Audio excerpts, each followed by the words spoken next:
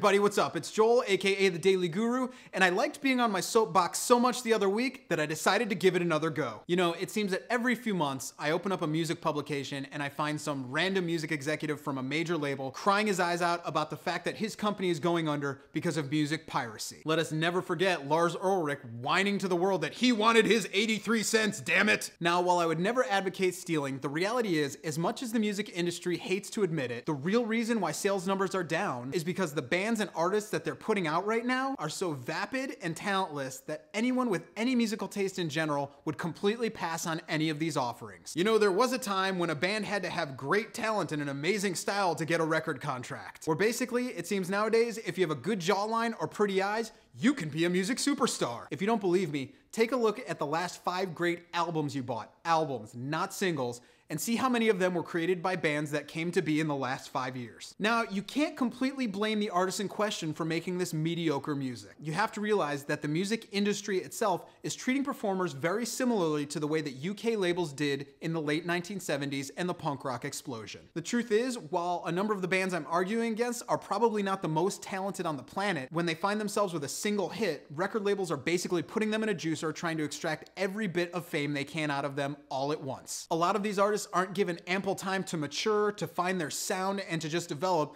They're basically being chewed up and spit out before they can do anything of musical substance. But this doesn't overshadow the fact that it seems you just don't need talent anymore to make it in the music industry. There's an overall lack of soul, a lack of spirit, a lack of integrity within music, and the current smattering of top 10 artists force anybody with any musical taste to go running quickly back to the great albums of yesteryear. Though some of you may want to argue that, take any female singer of the last 10 years, put her up against Nina Simone or Janis Joplin, and you tell me who wins. Or go to the other side of that. Take some of the current rock gods and compare them to Guns N' Roses or the Stooges, and you tell me who really kicks ass. The difference in these groups is beyond laughable, and it's not that bands of this caliber don't exist, it's just that the music industry finds it easier to sell an image as opposed to talent. So the next time you hear some record label or some overpaid musician whining about the fact that their album sales just aren't what they once were, and that they might not make another $10 million off this record, go ahead and hand them a copy of your favorite album so they could be reminded that it's their own lack of appreciation for true talent that has put the music industry in the place it remains to this day,